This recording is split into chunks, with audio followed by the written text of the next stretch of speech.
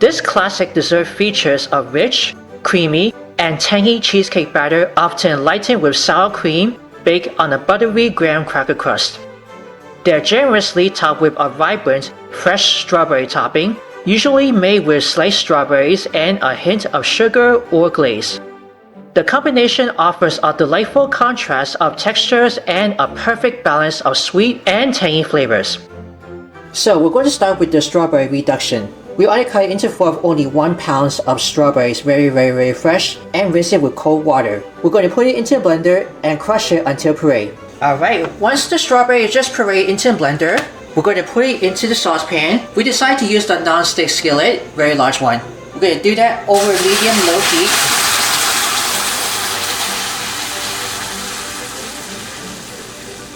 And you can see how it's sizzling.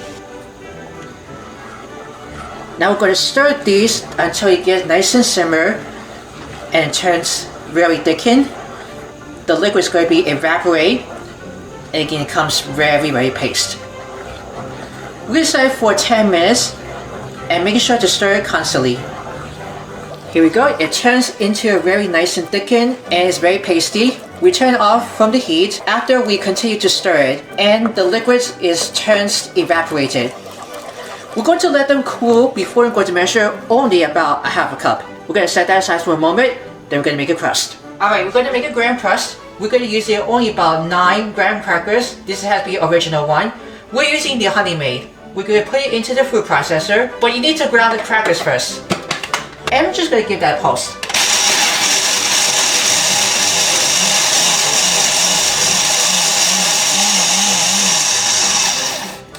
Alright. Now we're going to break it for 3 tablespoons of firmly packed light brown sugar. And we're going to keep grounding over it into the crackers.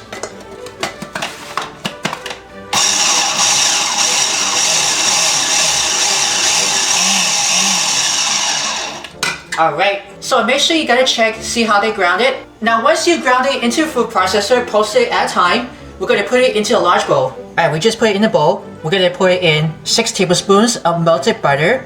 Then we just always make it a little well. Now you want to stir that really well until you get a nice coarse wet sand.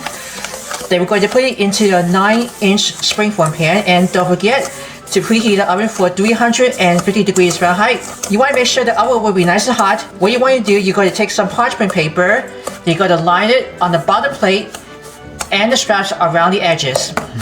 We got the graham crust just ready for it. We're going to put this into a prepared springform pan. And we just always line with parchment paper on the bottom and the sides. You're going to spread it around and you're going to pack it on the back of the spoon, or you can use it with a measuring cup. Alright, you just firmly pack it on the bottom. And we already just lined 2 sheets of aluminum foil on the bottom and the sides, just wrap it around very tightly. We're going to toast it in the oven for 20 minutes. Watch it carefully and keep it on there in the oven. We're going to do for the batter. Alright, we got the crust just toasted after 20 minutes in the oven. We just took it out. We let it cool on the rack. Now we're going to make a batter. What we have in a separate bowl, we're putting 2 8-ounce packages of Philadelphia original cream cheese, brought to room temperature. We're going to cream this until it gets nice and smooth.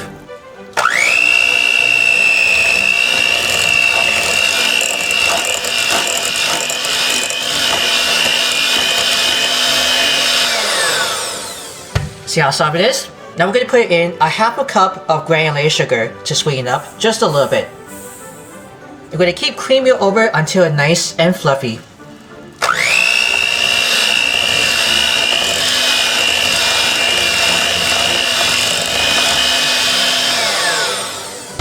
Always remember to scrape down the sides of the bowl on the bottom and the sides using with a rubber spatula. You're going to keep well over.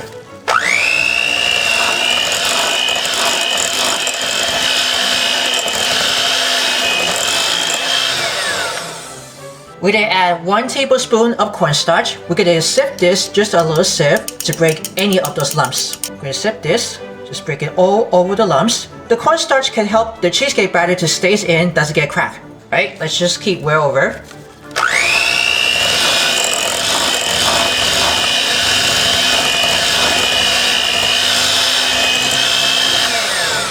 We're going to keep scraping all the way with the rubber spatula. I'm going to add 3 large eggs, half that at room temperature. We're going to beat in one at a time, adding each addition of the egg. Now we're going to put in 1 cup of sour cream. I'm also going to put 1 teaspoon of kosher salt. Then put 1 teaspoon of pure vanilla extract. And just going to keep whirl over.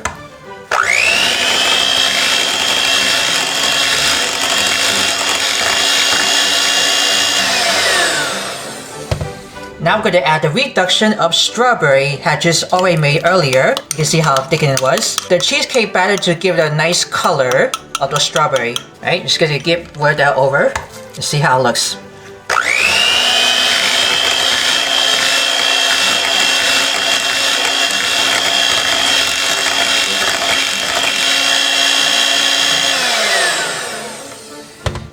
Alright, you can see this batter. We keep scraping over using with a rubber spatula before it continue to whirl over. And finally, 3/4 cup of melted seedless strawberry jam or preserves.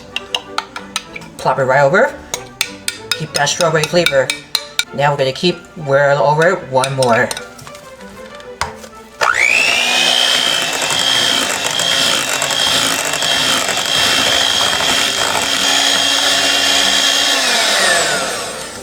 And that's it. Let's take out the beater out of the batter. We just finished the batter. We squeezed out the sides with the rubber spatula to get that all excess of the white color turns very pink. We're going to pour this batter onto the cool crust has been prepared. And look at how bright pink it was. So we get this batter off in the bowl. We're going to use it with a rubber spatula. We have the boiling water into the pot or the kettle, whatever you have in the house. Also with the roasting pan and the roasting rack and more aluminum foil ring to stack it all underneath the springform pan. That goes with the water bath. You can go ahead to give a little jiggle to break any excess bubbles. Alright, that goes into the roasting pan with the roasting rack that goes right on top. Then we're going to pour boiling water halfway through, not all the way.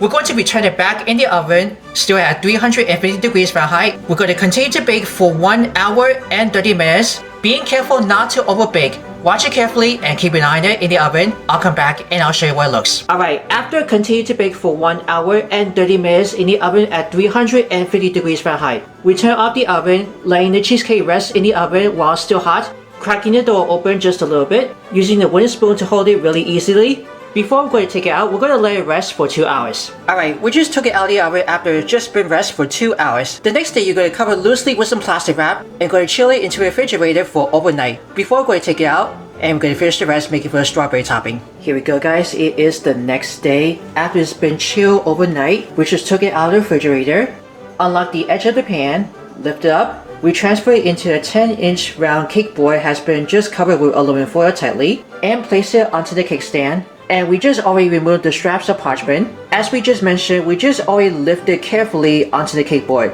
Once we took it out, we're going to make a strawberry topping. Now to make it slurry, we have only a 1/4 cup of lemon juice. Then we're going to put 1 teaspoon of cornstarch, just only about 1/8 teaspoon of kosher salt. Give it a stir first. The cornstarch is going to dissolve inside with the juices. And to give a little flavor, we're just going to put a 1/2 teaspoon of pure vanilla extract. And then keep going. You can see the cornstarch should dissolve inside with the lemon juice. We're going to make the rest with a strawberry topping. In a large sauce pot, we're going to put the remaining 1 pound of fresh strawberry has been just rinsed, removing the stems and cut it into halves. To sweeten these up, we're putting more of the 1/2 cup of granulated sugar. And as the slurry has been just combined, we're going to put it onto the medium heat. You're probably able to see it. Then we're going to bring it into the boil. So let's just say about 5, 10, 15, or 20 minutes. We'll see how that goes with. Want to make sure the strawberries get be nice and just a little bit tender. Here we go. You can see it just bubbles up and the sugar is melted and turns very syrupy. So once that we get about 10 minutes on medium heat, you can go ahead and remove from the heat. We decided to add red food coloring, just a couple of drops but not too much. This is totally optional.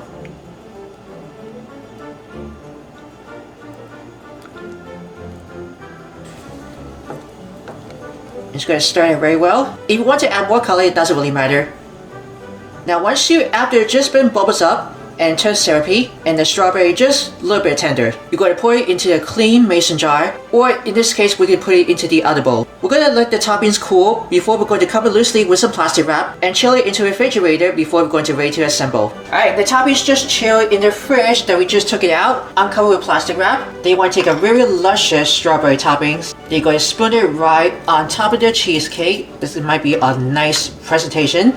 If you got any leftover toppings, you can save one for breakfast, which is good for the waffles, your pancakes, your French toast. Go ahead and spoon that all the way on the cheesecake. Don't worry, if this drip over, the parchment paper might be safe. Doesn't get sticking over.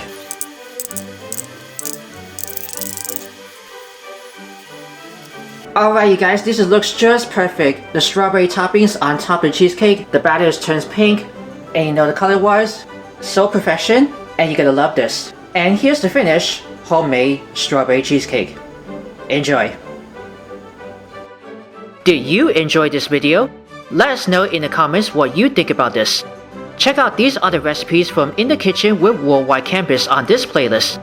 Then be sure to subscribe and ring the bell to be notified for our latest videos.